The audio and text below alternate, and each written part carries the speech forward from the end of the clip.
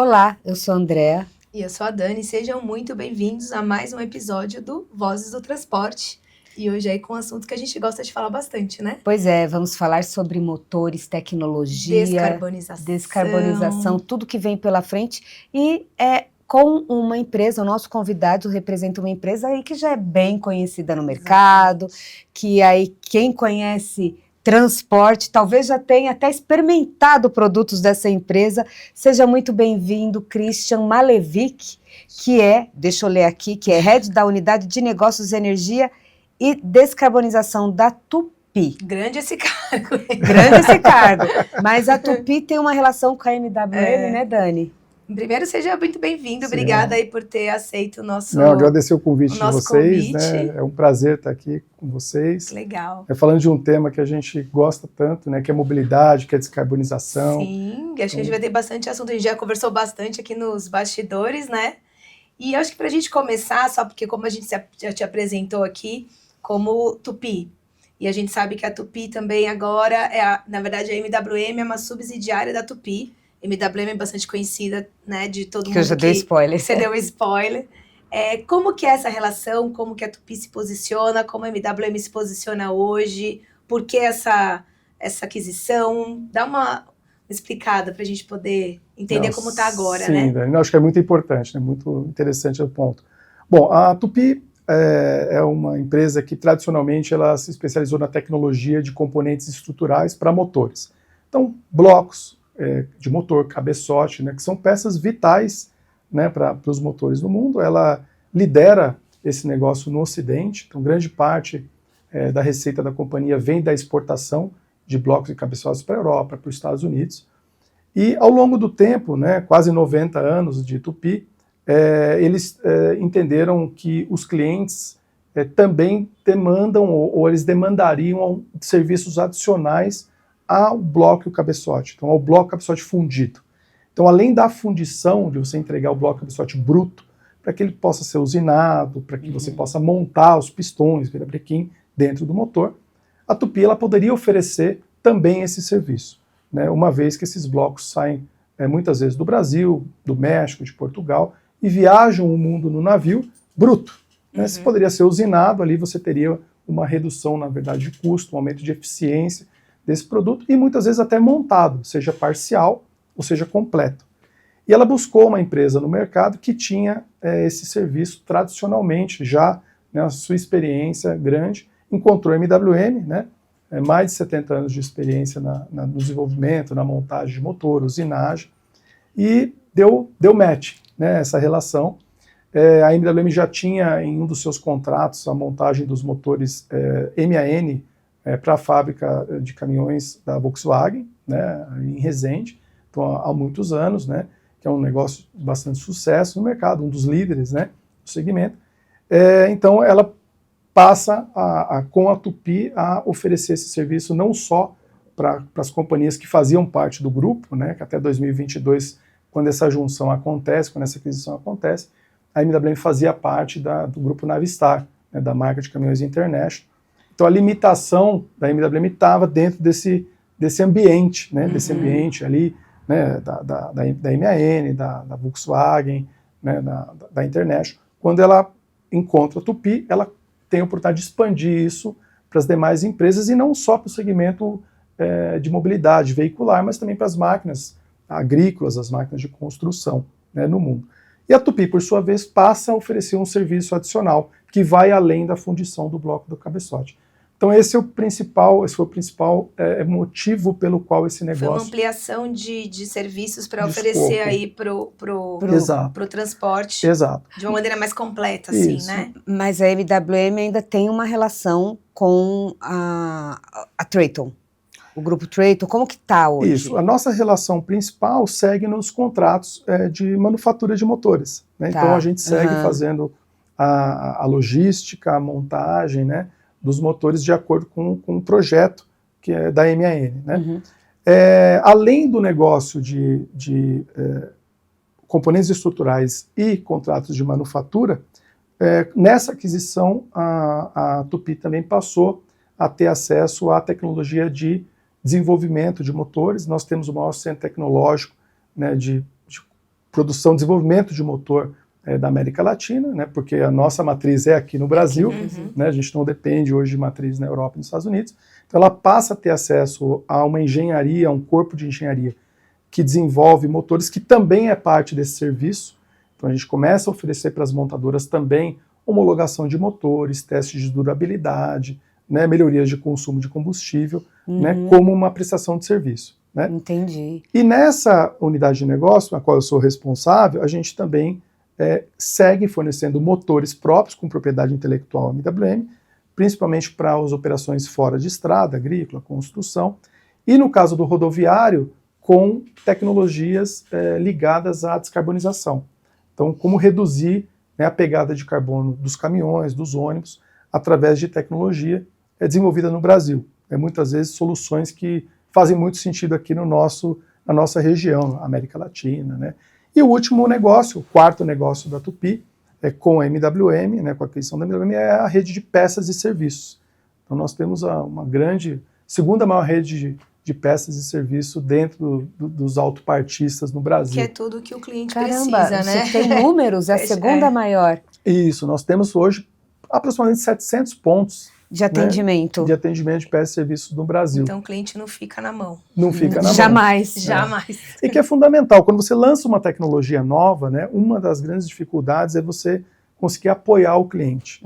Né, principalmente porque os volumes são menores, né, nesse início.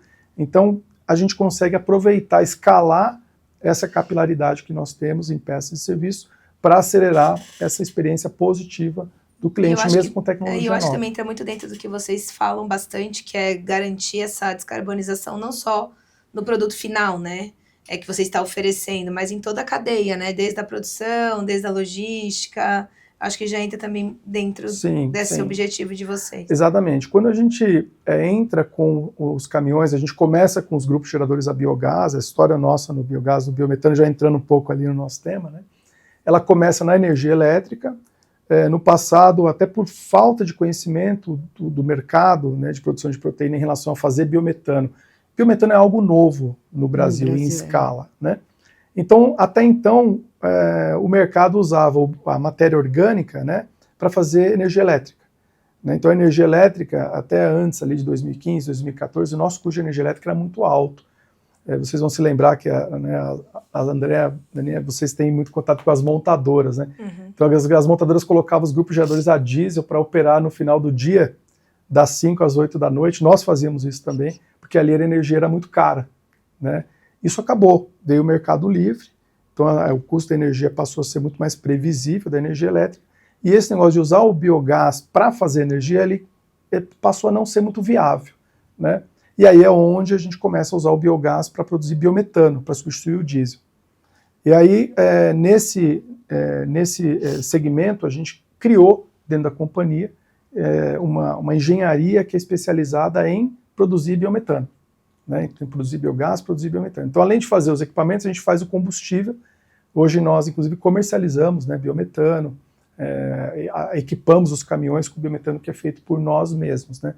Porque existia, ainda existe, né, muita dificuldade, né, limitação técnica dos produtores de proteínas, muitas vezes são pequenas propriedades, né, até dos maiores, em relação a produzir um biometano com qualidade suficiente para entregar torque, potência de um caminhão. Todo um processo, né? Então eles cuidam da matéria-prima e vocês aprimoram para voltar, porque normalmente esses produtores rurais, eles acabam utilizando na sua própria frota, né?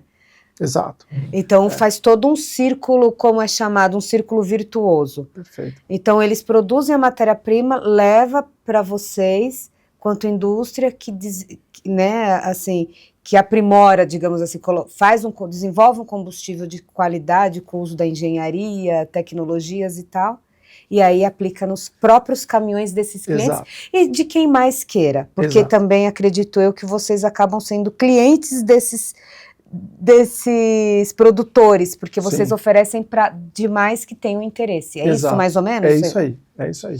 Né? Hoje a ANP, ela regulou o biometano, né? Então nós temos uma qualidade de biometano que é equivalente ao gás natural, que tem poder calorífico similar ao diesel. Então, tecnicamente, né, é perfeito para que a gente possa fazer esse processo de migração para quem tem acesso, regiões que dispõem do gás natural ou do biometano, do diesel, né, para esse tipo de combustível. Entendi. E é isso que a gente tem feito, né? A gente começou na nossa linha própria, que cobre ali de 150 até 300, 330 cavalos, né, de potência. Vamos pegar uns caminhões médios, né?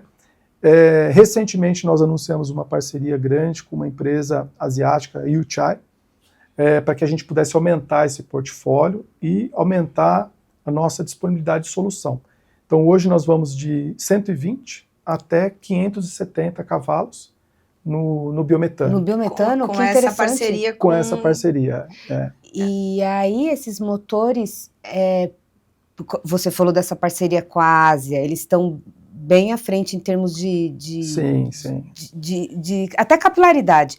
Aí o que eu queria saber, é para o Brasil ou onde o grupo atua? América Latina. América Latina. Isso, exatamente. E assim, é diferente, né? Porque se a gente pegar, por exemplo, China, Macau, eles não têm biometano, né? Tradicionalmente, eles utilizam muito gás natural por conta da exploração, né, do petróleo, enfim. Sim. Né? O Brasil tem uma posição de vantagem nessa cadeia muito grande. Porque nós somos o maior produtor de bovino, exportador de bovino do mundo. Maior exportador de aves do mundo. Terceiro ou quarto maior exportador de suíno do mundo. Então, assim, e a gente exporta a peça, né? O presunto, o pernil. Produto final, né? O produto final. Todo o resíduo que fica no processo de produção, ele fica no país. Exatamente. Então, é como se a gente dissesse, a gente é praticamente o maior produtor de resíduo de biomassa de proteína do mundo, né? Como a gente é hoje o segundo maior produtor de etanol do mundo, mas é o primeiro de cana-de-açúcar. Sim. E para cada litro de etanol tem 10, 12 litros de vinhaça que sai daquele processo, né? Então a gente começou a olhar esses segmentos, né, e falar, poxa, aqui nós temos uma grande avenida, né, vai acontecer, né, em alguns segmentos um pouco mais rápido, em outros segmentos um pouco mais devagar, né, pela infraestrutura necessária, mas isso vai acontecer. Né? Vai acontecer assim como vai acontecer a eletrificação, se a gente vê hoje o movimento, aos poucos e de uma forma ordenada, vai acontecer também com o biometano, vai acontecer com o biodiesel, a gente vê já o biodiesel também sendo uma solução aí importante para alguns segmentos. Então o que a gente está fazendo, a gente está se colocando como uma empresa. Na verdade, como uma solução completa, né? Vamos dizer assim, porque vocês estão oferecendo um motor para uso do biometano e já o combustível. Na verdade, assim, com a solução para poder ajudar esse produtor aí que não tem essa expertise com isso. Fixação de cilindro, né, Dani? Fixação de cilindro, linha. Nós tivemos que trabalhar junto com o governo para a questão de documentação dos veículos, porque existia tradicionalmente, onde a gente via o gás, né, no táxi. É verdade. Né? Nos táxis do Rio de Janeiro, inclusive. Nossa, então o Rio de Janeiro, assim, a gente aprende um monte de coisa nesse segmento. Hoje eu ouço dizer que um carro a gás no Rio vale mais na tabela FIPE do que um carro a gasolina. Né? Exatamente. Então, todo esse arcabouço legal, ele estava preparado para o táxi. Né? Você tirava um táxi lá, 0 quilômetro, fazia a conversão, ele chama de conversão, porque é um motor Otto para o motor Otto, então é muito mais simples, né? E você passa a operar com gás natural, que tem um custo menor, tem várias outras vantagens, né? E a gente teve que trabalhar com a regulamentação para isso funcionar no caminhão, porque no caminhão não existia essa possibilidade. O caminhão, algumas empresas trabalharam com essa tecnologia até o dual fuel, que a gente chama, né? Então o diesel-gás. Então você podia fazer a conversão de um caminhão e acertar a documentação. De um caminhão diesel para um caminhão a gás. Isso, mas como? Instalando vela no cabeçote, fazendo uma adaptação desse motor para ele usar o gás também. Né? Então aí seria um híbrido. É isso que eu ia falar, eu uso os dois. Exato. Seria um híbrido ou seria até um gás 100%, mas geralmente com uma potência menor, né? Que a gente tem assim, essa fama, né, de que o caminhão a gás é fraco. Né? E não é. Não é. Hoje a gente tem tecnologia, né, para que a gente possa fazer os dois entregarem o mesmo motor entregar o torque e a potência do diesel. Né? Exatamente. Mas quando você faz a instalação de um kit para fazer essa conversão, você tem o motor a diesel, né? Você tira os injetores de diesel e coloca a vela, por exemplo, você não consegue ter a mesma potência. Para você conseguir esse nível de tecnologia, como a gente está falando, né, de mesmo torque, mesma potência, você precisa remover o motor e colocar um motor novo que tenha sido desenvolvido assim. Mas aí, aí já deixa de ser conversão e vira um retrofit. O termo, então, correto seria retrofit. Isso. Em português a gente fala transformação, mas tradicionalmente é conhecido no mundo como retrofit. Então, mas hoje o que vocês estão fazendo é isso. Isso, exatamente. É tirar um caminhão, um motor diesel e colocando... Exato. A gás, e aí você consegue manter a potência. Sim, porque ele foi desenvolvido para trabalhar com esse combustível. E qual é a idade máxima que vocês conseguem? Você estava falando, no máximo Euro 3, é isso? Que vocês conseguem fazer essa troca? Assim, a idade do veículo, ela independe, né? Ela poderia ser qualquer idade de veículo. Um Euro 0? Poderia ser um Euro 0. A questão é que um Euro 0... né, se a gente pegar aí antes de 86, né, quando a gente começa com as legislações de emissões Proconv no Brasil, o caminhão ele já tem ele está muito desvalorizado, né, e existe um investimento que precisa ser feito para que ele passe a operar no gás. Então não compensa muitas vezes, né, porque aquele veículo ele já está desgastado, muito desgastado, e desvalorizado também. Exatamente. Então seria do ponto de vista de custo. Exato. De benefício. Não tecnológico. Não tecnológico, seria de custo. O Euro 3 em diante é o mais... A gente percebe, a gente vai falar de Euro 3, entrou em 2004, né, no Brasil, né? Euro 3, eu não P3, Proconv P3... acho que sim, é verdade, porque aí acabou 2012 e a gente pulou para Euro 6. Isso, P5, né? Proconv P5, que é Euro 3, Proconv P5, depois nós pulamos o Euro 4, né? Isso. E fomos direto para o P7, que é o Euro 5, que foi 2012. Isso, e agora... hoje a gente vê muitos veículos Euro 5, né, que são veículos Euro 2012 para frente. Esse tem sido o maior parque, né, de produtos, de caminhões que nós temos atuado. Para fazer o retrofit. Para fazer o retrofit. Em quanto tempo, por exemplo, porque você disse que é necessário um investimento para fazer essa substituição. Em quanto tempo esse cliente ele tem o retorno desse investimento que ele fez? Excelente pergunta. Quanto mais ele roda com o veículo, lembra que onde está o grande retorno dele sobre o capital investido? Está no combustível. Né? Você faz o investimento e o combustível biometano, o gás natural, ele é mais barato, né, por quilômetro rodado do que o diesel. Então é dali que vem o benefício da receita, principalmente. Né? Alguns clientes nos procuram porque eles têm um contrato que obriga a substituir o diesel. Essa é uma outra questão. Para emissão? Para emissão de gás de efeito estufa, exatamente. Isso já começa a aparecer com mais frequência. Né? Então algumas empresas fazem um bidding de troca, né, de renovação, seja de serviço de logística ou de caminhão, onde um percentual dos veículos já tem que ter outra tecnologia. Tá. Né? Pode ser elétrico, ele pode ser gás natural, ele pode ser biometano, enfim. Esse é um motivador, né? Mas o principal motivador é aquele ligado à redução do custo por quilômetro. Né? Então, eu estou respondendo a sua pergunta. Quanto mais roda, né, mais rápido você tem o payback. Hoje um payback de um veículo que roda aí mais ou menos 300 km por dia, 300, 400, né, vai estar na ordem de 2 a 3 anos, né, para você ter uma referência. Então, agora, por exemplo, se você tem um fretamento, né, um ônibus que pega os funcionários de manhã, nas suas casas, leva para a indústria e fica parado até às 5 da tarde quando vai sair. Então esse ônibus ele roda muito pouco. Né? Lógico que nesse caso o payback ele vai ser mais longo. Né? Agora, se você tem um ônibus urbano que roda vários quilômetros por dia, né, praticamente aí fica 3, 4 horas só parado por dia, esse ônibus tem um retorno mais rápido. Mas pelo que eu entendi, então, a maioria dos clientes que faz essa opção pela troca está norteado mais pela questão de atender aos objetivos de redução de emissão do que da redução de custo, porque... Eu diria que existe um mix aí, né? Um pouco mais está ligado à redução do custo operacional, né? A gente acredita muito, a gente usa uma frase, né, que a gente fala de carbonização viável. descarbonização viável. Então, assim, se não é viável, é difícil emplacar. Entendi. Né? Isso aí, essa cultura ficaria mais para grandes embarcadores que tem lá, são citados em bolsa e tal, né? Agora, quando a gente volta para a realidade, aí tem que fazer custo, tem que fazer conta, a planilha tem que fechar bonitinho ali, né? Exatamente.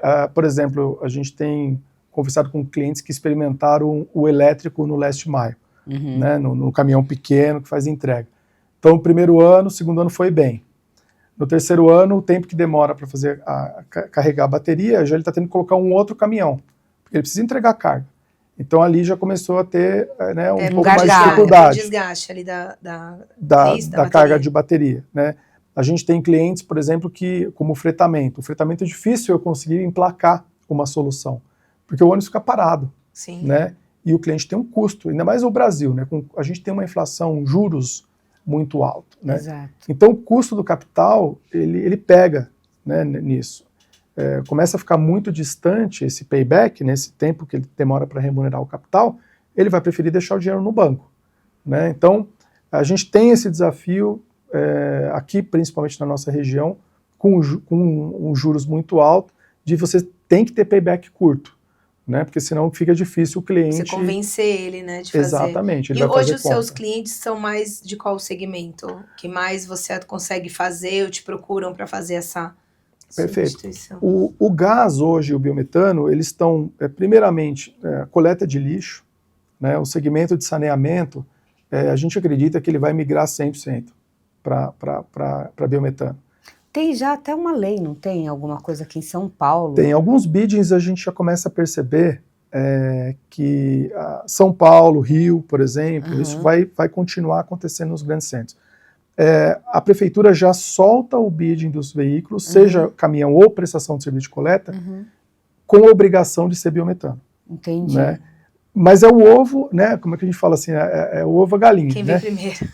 Se a gente não tivesse disponibilizado a solução para o mercado, principalmente o mercado de caminhão médio, o cliente não teria, a prefeitura não teria como colocar como obrigação no bid. Né? Então a gente teve que puxar isso, até sofrendo um pouco nos últimos anos, porque os volumes são menores, né, de compra, porque a gente aposta muito na tecnologia para que eu tivesse produto para que o cliente agora viesse. Então a gente já começa a entregar no começo do próximo ano centenas de caminhões para coleta de resíduo, usando o biometano que sai lá do flare, né? O flare é aquela chaminé, normalmente quem passa perto de aterro, que já teve a oportunidade de ver, fica a chaminha acesa lá, né, no aterro. Aquilo é o gás metano sendo queimado, né, para ir para a atmosfera o CO2, e não ir o metano. O metano tem um poder de estufa muito mais forte do que o CO2. Então, para você reduzir esse impacto, obrigatoriamente ele tem que queimar. Só que quando você queima, você está perdendo aquela energia. Então é natural hoje você pegar, tem tecnologia para isso, você canaliza esses flares, essas chaminés, aquela chama não existe mais, você purifica esse gás, e o caminhão que toda hora está entregando lixo no aterro, ele vai abastecer num posto lá dentro com o combustível que é produzido. No próprio aterro. Exato. Entendi. Então isso é o mais natural. Então o maior segmento hoje, acho que o que tem mais potencial está em volta desse ecossistema dos grandes centros urbanos. Esse biometano que é produzido, ele, na verdade, ele é muito maior a disponibilidade de combustível do que a demanda pelos caminhões de coleta de lixo. Então, o excedente, ele pode ser aproveitado, por exemplo, nos ônibus urbanos, né, de transporte urbano da capital. O Brasil tem um modelo de transporte urbano muito dependente do ônibus, né, apesar de ser um dos países mais populosos do mundo, né? É verdade. A gente não tem uma rede de metroviária tão bem instalada, e a gente não acredita que isso aconteça a curto prazo. Então, o que vai acontecer é que os ônibus eles têm que achar algumas alternativas, né? Eletrificação é uma alternativa. Trechos, né? Isso tem um tempo, porque a gente tem uma questão de infraestrutura que talvez outros países já estejam mais desenvolvidos. A nossa é baixa, né? Exato. Então a gente, por exemplo, eu me recordo de ter lido sobre a primeira frota de ônibus elétrico desembarcar na América Latina foi no Chile, né? Acho que umas centenas de ônibus, não sei, 1 ou 2 centenas de ônibus. O Chile tem uma infraestrutura melhor elétrica, né? Santiago, a gente pegar, do que São Paulo, né? a quantidade de linhas de ônibus que tem em São Paulo é uma coisa impressionante, né, com bairros distantes e tudo mais. Então tem que ter outra alternativa, né? A partir de janeiro desse ano, então a gente passa a ter o biometano como uma alternativa, e esse biometano ele pode vir tanto do aterro, né, da cidade mais populosa do Brasil, São Paulo, né? Então a gente tem 2 operadores aqui, tem excedente, ou ele pode vir do estado que mais produz etanol, açúcar no Brasil, que é São Paulo. Né? Então ele pode vir também da agricultura. Da agricultura. Agora eu queria saber, é até importante dizer, né, para quem nos assiste, que então a Tupy oferece tanto para indústria quanto para o consumidor final, para o cliente final, dono do caminhão, dono da frota, tanto ônibus quanto caminhões, né? E aí eu queria saber, nessa oportunidade no caso dos ônibus, por exemplo, né, que São Paulo dá esse passo de ter o elétrico e o biometano. E a gente sabe que apenas 2 marcas no Brasil que hoje assumiram, não, nós vamos para o gás, né? E a gente tem outras marcas aí que foram investir suas energias, digamos assim, no elétrico e tal. Então vocês também podem trabalhar com essas empresas, porque elas não vão querer ficar de fora desse bid aí do biometano, até porque ele é muito mais acessível em termos de aquisição até para o próprio empresário. Já, sem citar marcas, porque eu sei que você não pode, mas já existe esse namoro?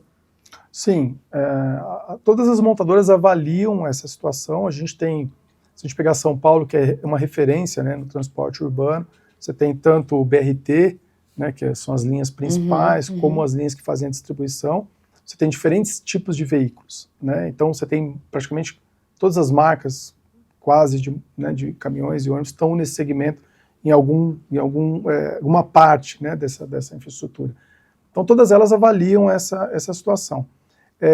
E assim, seu ponto, André, é interessante porque há uma certa confusão muitas vezes nessa questão, né? Qual a tecnologia que nós vamos investir para o Brasil? Né? Num país que não tem biometano, é natural, vamos eletrificar. Né? Mesmo se a gente olhar a China, eles tiveram que dar uma parada na eletrificação. A quantidade de ônibus elétricos é muito grande. O modelo de transporte urbano é diferente do Brasil, mas se a gente pegar a eletrificação dos ônibus nesse tipo de país, onde você tem uma infraestrutura, ela acontece muito mais rápido, né? E essas montadoras viram isso acontecer nesses países e, em algum momento, buscaram trazer isso para o Brasil, né? Só que não conversa com a infraestrutura, né? E talvez delegar isso ao poder público é muito difícil, né? E mesmo se delegar não vai ser de uma hora do dia para a noite. Não, e a gente tem deficiências outras, né? Sim. Saúde, educação, saneamento. Então, para o gestor público é muito difícil ele deslocar tanto recurso para um dos elementos, né, que é o transporte público, né, sem olhar toda essa conjuntura que nós temos no nosso país. Então é natural que algumas outras soluções tivessem que ser adotadas, só que para você movimentar uma estratégia que foi definida, por exemplo, na Europa, para os seus produtos, né, em marcas europeias, por exemplo, e voltar um passo, né, você até usou essa expressão, um passo para trás, para entrar no gás, é um movimento bastante complexo, né? Muito investimento já estava sendo feito, né, na eletrificação de ônibus. Então o que a gente vê, assim, algumas montadoras que têm sua operação, seu desenvolvimento mais local, eles aderem mais rapidamente, né, a uma situação que, no nosso ponto de vista, ela é inevitável, né? E algumas outras montadoras que têm um pouco mais de dificuldade por conta da definição de estratégia ligada à Europa, eles podem vir depois, ou eventualmente eles vão manter a parcela do diesel, que vai continuar. O diesel deve continuar, né, transporte rodoviário, por exemplo, de ônibus, né?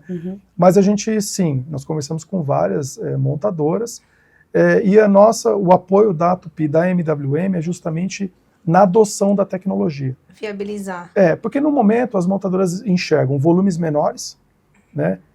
Um nicho, porque o biometano ainda está sendo instalado, várias usinas de biometano estão sendo instaladas no Brasil, né? E o gás natural está disponível muito na nossa costa, né? Então cidades como Brasília, como Campo Grande, né, são grandes cidades que não têm ali gás. Gás. Né? Então, eles vão precisar do diesel. Né? Então, hoje existe um redesenho de estratégia da mobilidade de uma forma geral, olhando a demanda do mercado dos clientes que precisam descarbonizar, aqueles operadores que querem reduzir o seu custo, né, operacional, e realmente o gás e o biometano trazem esse benefício, né, e eles remontarem essa estratégia. Então, nós temos ajudado com isso. Né? Eu trabalho com volumes menores, sabemos que temos essa fase, né, apoiamos eles com essa entrada da tecnologia, e com produtos que têm muita qualidade, né? E vendo você falar assim, por exemplo, a gente sabe que sim, o Brasil nunca vai trabalhar com uma tecnologia apenas, até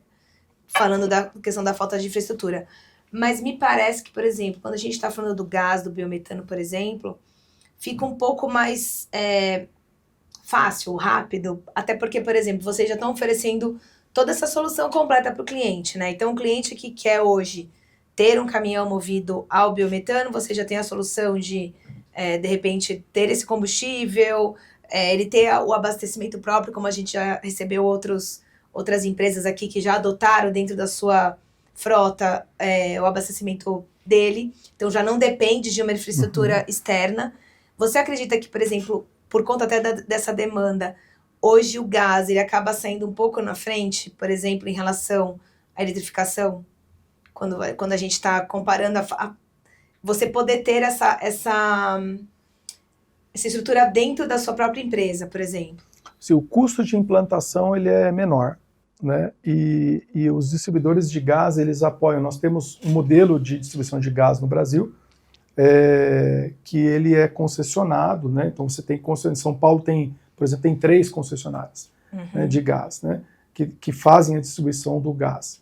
Essas empresas, elas apoiam, né, naturalmente, porque é um segmento que elas não tinham, era um canal que elas não tinham, a gente não tinha caminhão a gás, logo, nessas empresas não tinham esse produto, né, o gás para a mobilidade, né, a não ser lá no Rio de Janeiro, quando a gente olha do táxi, né, que a gente estava falando. Então, para eles têm um interesse muito grande de entrar nesse segmento e de apoiar, né, essa iniciativa e fazer dar certo. Entendi. Então, alguns movimentos dessas empresas, né, o gás frota. Então, eles já criaram uma divisão entre o gás industrial e o gás que vai para a mobilidade, com um custo menor para o gás que vai para a mobilidade. Né?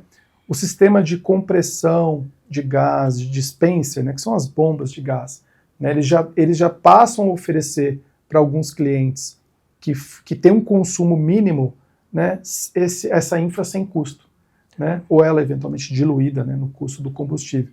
Então, isso facilita muito, né, a entrada do cliente, do frotista, né, dos operadores no gás, né, porque tem esse apoio das próprias concessionárias de gás, que podem usar o gás natural ou podem usar o biometano. Né, então elas eventualmente fazem a aquisição do biometano das usinas ou fazem a aquisição do biometano dos aterros para injetar na rede, né, e ela pode comercializar um combustível ou outro. Né, então essa facilidade, quando a gente olha a concessionária de energia elétrica, ela é um pouco mais distante dessa questão da mobilidade, né? Então, fora o custo, né, de implantação.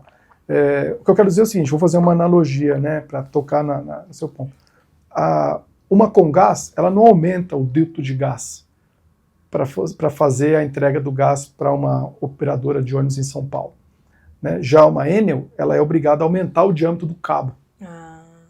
Porque senão não passa tanta energia para abastecer. Que mudar uma estrutura. Exato. Então, mais ou menos respondendo a sua pergunta, a infra elétrica, ela está muito mais no limite. Sim. E ela exige muito mais investimento. Vamos dizer, investimentos. Por isso que é muito caro, né? O que aconteceu em novembro, acho que de 2023, não foi? Aquela grande chuva que teve aqui na capital paulista. Nossa, é verdade. E aí pessoas ficaram sem energia por dias, acho que alguns bairros semanas.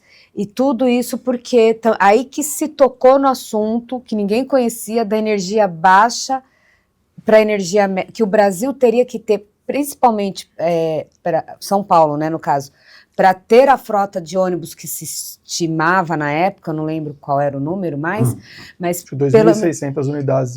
Pelo menos tinha que ter uma energia média. Isso. E você migrar da energia baixa para média sem causar pênalti nos bairros, enfim, no comércio, onde se consome energia. E aí, isso é bilhões, a gente está falando de bilhões de investimentos. Exato. É isso, não é? Isso Por mesmo. isso que não deu certo e São Paulo falou, não, vamos de biometano também nos não ônibus. Entrando muito na parte técnica, mas no lance da analogia, né, a energia elétrica é que nem água.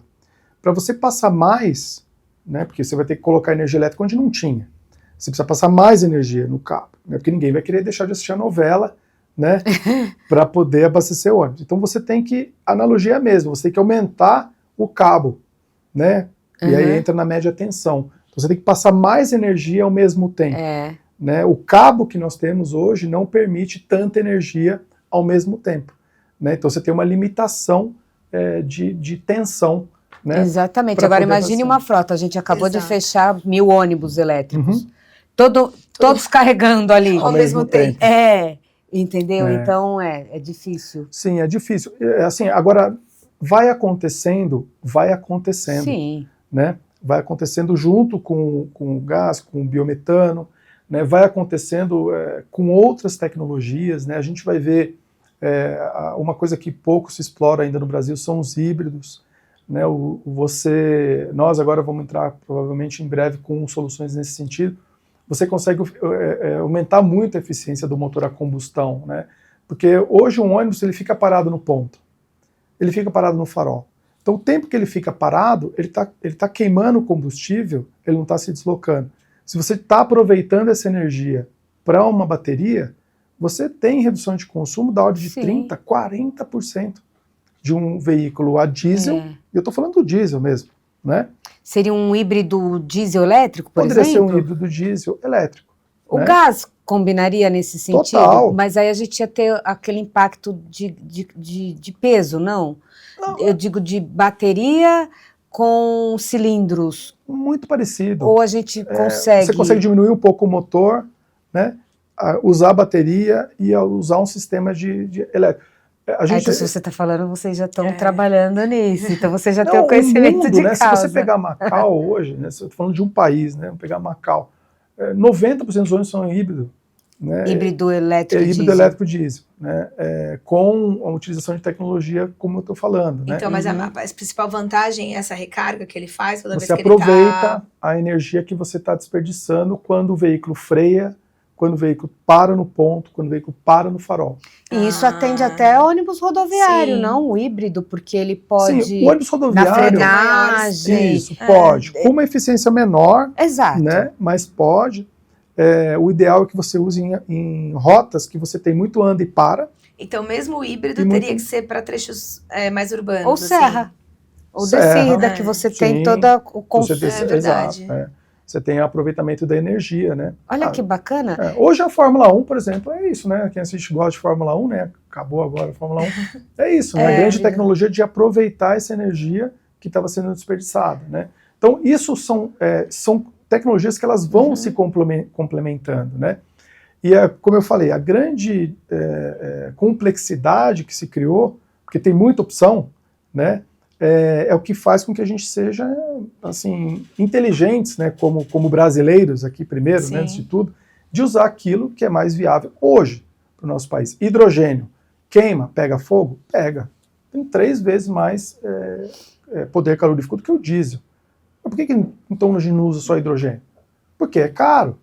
Caro, e infraestrutura entra na questão que a gente tem, pênaltis aí com relação à infraestrutura não é tão fácil. Agora que vai começar a fazer uns testes, algumas empresas, vocês vão participar também? A gente tem hoje porque o hidrogênio, ele tem uma característica, né, que ele é tão pequeno, né, menor átomo que tem lá na tabelinha periódica, né, que lembra disso lá, pH1, né? Eu não sou de química, mas eu sei que existe isso. Então depois que eu comecei a falar sobre hidrogênio, eu aprendi. Você aprendeu isso. Então, assim, ele é tão pequenininho que ele entra na estrutura do bloco, do motor, e cria uma microtrinca, né, que a gente chama, trinca por hidrogenização.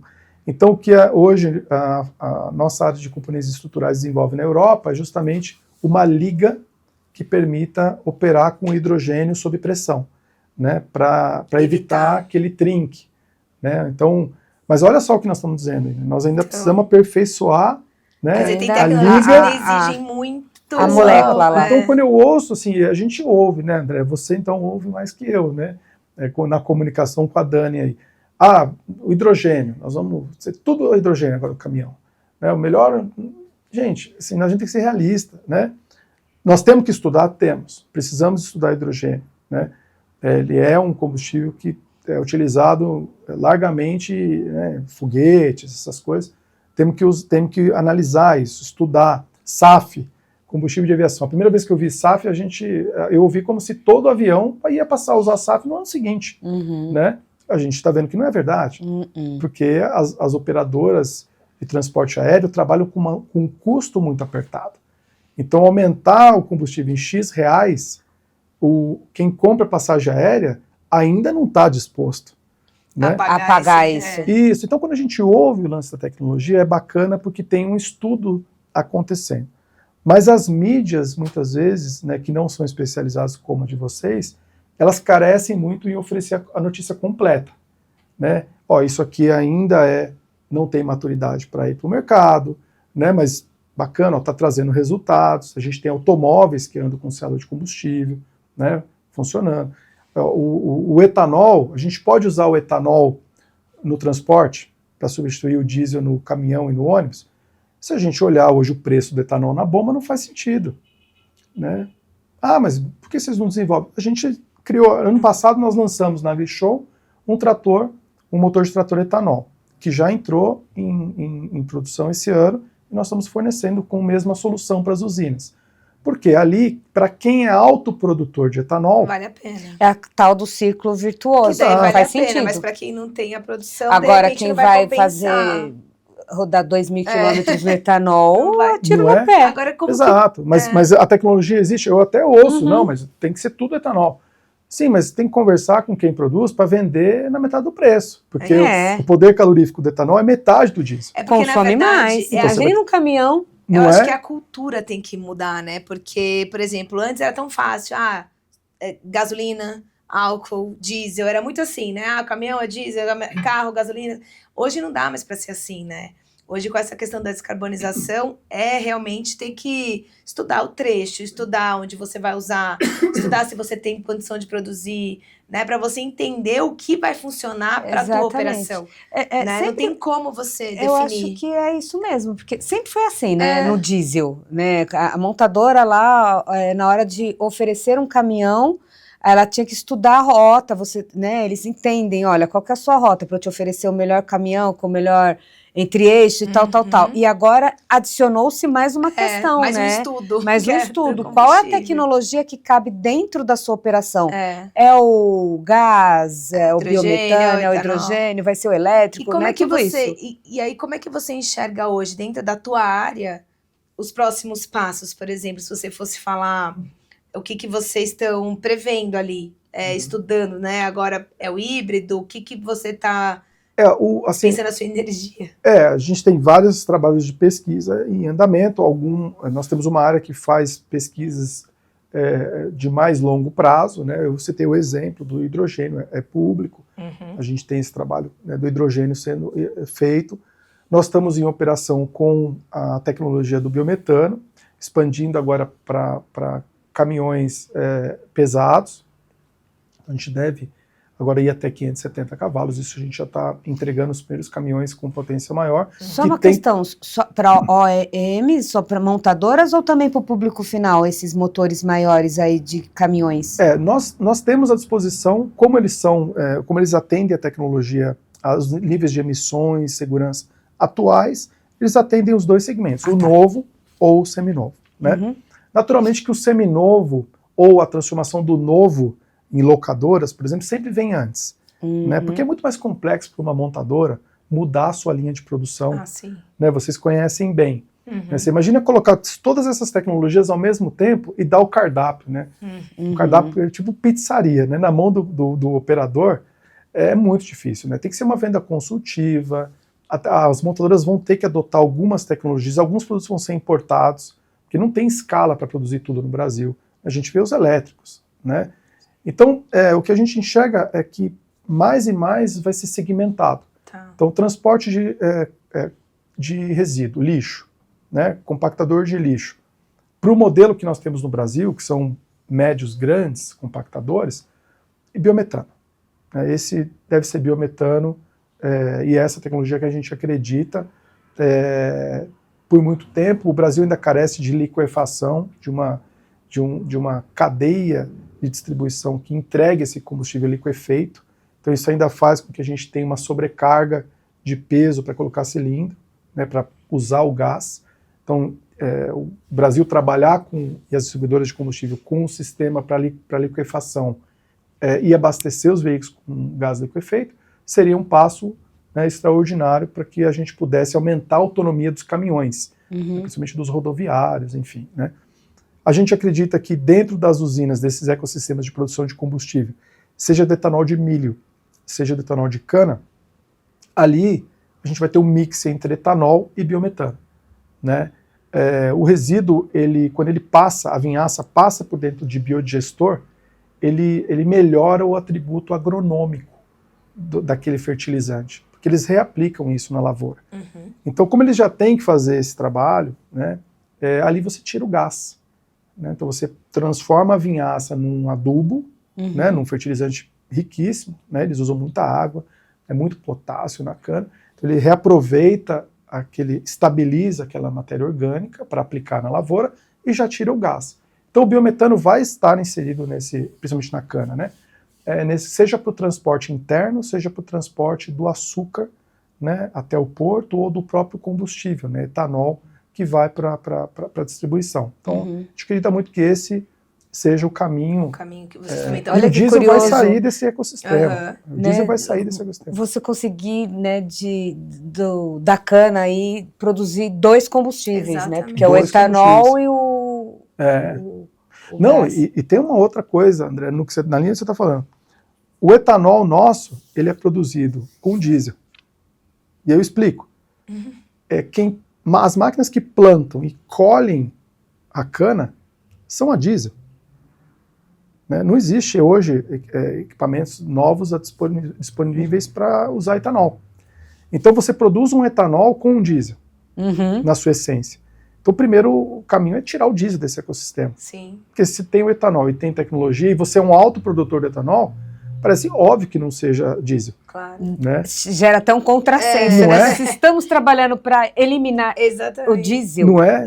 Então vamos primeiro limpar o combustível que nós estamos usando, né? Exato. Então esse ecossistema da produção do etanol, então eu falei do lixo, falei do ecossistema da produção de biocombustível, inclusive do biodiesel. Né? Na produção do biodiesel, você tem lá o transporte de grão, né? Você vai a soja, o sebo, aquilo ali, ou vai ter que usar um biodiesel 100%, com todas as dificuldades tecnológicas que existem para fazer biodiesel 100%, para consumir o biodiesel 100%, ou você vai ter que usar ali mais biodiesel, mas faz todo sentido ser do próprio ecossistema, né? Sim. Então esse é um segundo segmento, que são a produção dos biocombustíveis, eles tirarem dali um combustível que é estranho ao ecossistema. Parece que faz mais muito sentido, né? Com certeza. E a gente começa a ir para o transporte urbano, que são aqueles transportes que são confinados.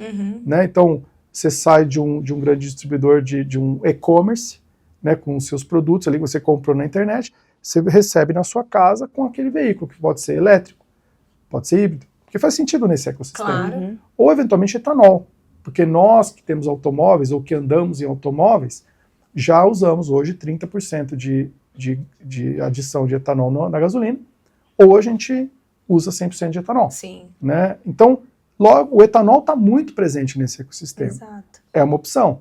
Né? Ou você usa ele elétrico, né? Desde que você tenha a condição de usar a infraestrutura. Então, o que eu estou querendo dizer é o seguinte, isso vai depender muito do segmento. Né? Assim como o rodoviário, hoje ele tem uma vocação muito mais diesel. Né? Porque você consegue um combustível, compactar mais esse combustível no tanque, você tem muita energia ali, né? E você tem uma capilaridade, principalmente no Brasil, né, muito grande do diesel. E hoje também o diesel ele tá, né, mais verde, vamos dizer assim, né? Sim, você tem 15% Os caminhões Euro 6, por exemplo, você poluem tem super pouco. 15% de adição de biodiesel, né? Sim. Você tem uma tecnologia Euro 6 que tem emissões de gases, né, de particulado menor. Então, acho que é você entender. Agora, isso é Brasil. Né? Quando você vai para um país, como a gente falava antes do Chile, né, que não tem produção de biocombustível, não tem biomassa, né? Como eles fazem? Então, talvez o elétrico seja o caminho, né? Faça mais sentido E a gente vê alguns movimentos de montadoras que estão presentes no Brasil, né? Então, todo globo, e lançando caminhão elétrico lá, ônibus elétrico lá, primeiro do que aqui. Justamente por causa faz mais dessa... sentido, né? Porque faz mais sentido lá pro cliente. faz mais sentido para o cliente. Agora, quando a gente olha Santiago, que é um pedacinho do Chile, né? Que é um país extremamente comprido. É uma botinha. Você tem muita dificuldade de usar elétrico nos rodoviários. Então, assim, exatamente. Essa combinação é que tem que ser feita. Agora, cada região precisa entender a sua vocação, né? Se é uma vocação mais ligada à biomassa, se é uma vocação mais ligada à energia elétrica. E tem gente que não vai ter solução, né? Então, dentro da sua expertise, né, de tudo que a gente está falando, o resumo mesmo em médio prazo, o Brasil vai ser multienergia. Você acredita nisso? Sim. A gente não vai lá chegar daqui a um determinado período, vamos ser 100% elétricos. Nem será possível isso. Porque se a gente pega, alguém veio aqui, eu fiz esse mesmo comentário, vou ser repetitiva, mas a gente tem estradas que estão do mesmo jeito desde a época da ditadura. Então não vai mudar, porque essas estradas não vão mudar agora, em termos de infraestrutura, para eletrificar. Exato. Então é nesse raciocínio que eu acho que, mesmo a médio prazo, ou até o mais longo, não vou estar errada, acho que, ou exagerada em longo prazo, a gente não vai ter uma única fonte. Eu acho que nunca mais a gente vai ter, talvez. O que precisa ter, claro, que acho que isso é unânime, né, são políticas públicas claras, né? A gente viu na década de 80, o pró-álcool sumiu, as usinas quebraram, e a gente teve um fim do álcool, né? Então, essa questão de visibilidade, né, de política de Estado, isso é fundamental. Então, dentro desse raciocínio, né, combustível do futuro, você acha que de alguma forma veio para ajudar a gente não ter esses sustos, como você mesmo citou? Sim. É uma excelente iniciativa, né? E a gente fala de Arnaldo Jardim, né, um ícone apoia muito essa questão, né, na frente política. Sim, acho que essa questão de você regulamentar, discutir com a indústria, discutir com os segmentos que produzem, discutir com os distribuidores e fazer uma política, né, que dê visibilidade é fundamental. Se a gente vai adicionar 1% de biometano, por exemplo, no gás, né, que é um tema bastante polêmico muitas vezes, todo mundo precisa estar alinhado que isso vai acontecer, quando vai acontecer, né? E quem produz o equipamento tem que saber que a partir daquele momento eu vou tirar um pouco de butano, de propano do combustível e botar só metano. A gente precisa, nós lidamos com esse negócio de combustão, a gente precisa estar antenado nisso e apoiando isso como um grupo só. Né? Sempre vão haver interesses, né? Isso é normal, é natural, não é porque é Brasil, né? A gente às vezes critica a política, mas a política é parte dessa equação, né? Mas é fundamental, como combustível do futuro. Por exemplo, hoje a gente precisa finalizar a regulamentação do CEGOB, né, do certificado, ou COGB, né, certificado de origem do gás biometano, para que você possa circular a molécula por um caminho e circular o certificado por outro. Então, quando a gente fala de ter previsibilidade, né, isso é fundamental para os investimentos e para a preparação de todo o ecossistema. Por exemplo, o COGB, né, o CEGOB, que é um certificado onde você pode desconectar a molécula biometano da propriedade de descarbonização dessa molécula, né? Isso você pode então você pode usar gás natural e fazer a aquisição do certificado em paralelo. Isso é fundamental que a gente conclua a regulamentação, né, e possa viabilizar até para o município de São Paulo, né? Conseguir, porque você não precisa injetar na rede a molécula biometano, que é a mesma, né? Tudo é metano. Quando a gente fala de adição de 1% de biometano no gás natural, né? Então são políticas que dão visibilidade à própria adição de biodiesel no diesel, né? A gente, como indústria, né, principalmente produtores de motores, veículos, a gente sabe que até 20%, apesar de ser difícil, né, para quem faz combustão, você ainda consegue administrar. né? Mas a partir dali a gente vai começar a ter outros problemas técnicos. Isso precisa ser discutido claramente, né? Para que até os políticos, né, quem executa essas leis, possam ter apoio da indústria, apoio dos distribuidores. Então, é fundamental que essa previsibilidade aconteça. Olha só. Gente, esse papo tá bom. Esse papo tá bom. Acho que você é o nosso segundo convidado que a gente quer conversar mais, mas a gente te convida. Podemos marcar outra para a terceira temporada, que chega agora em 2026. Olha aí. Aí quem sabe você já vem com alguma novidade. Parabéns. Acho que é o ambiente que vocês propiciam aqui, né?